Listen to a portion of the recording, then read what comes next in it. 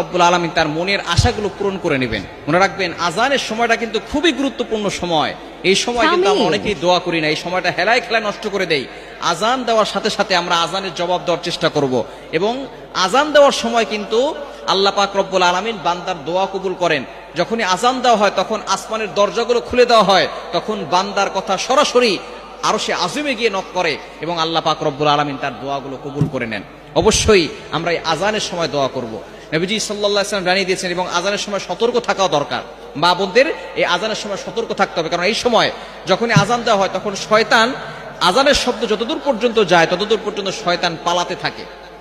হাদিসের ভিতরে আসছে শয়তান পালাতে থাকে, এবং কুকুর এই শয়তানদেরকে দেখতে পারে, যার কারণে কুকুর ঘেউ ঘেউ করে আওয়াজ করে। দেখবেন আজানের সময় অনেক জোরে জোরে আওয়াজ করে কুকুর, কেন? তারা শয়তান দেখতে পায়, যার কারণে তারা এইভাবে আওয়াজ করে। এই সময় নারীরা চুল খোলা রেখে ঘর থেকে বের হবেন না। আজানের সময় চুলটাকে ভালো করে আটকে রাখবেন।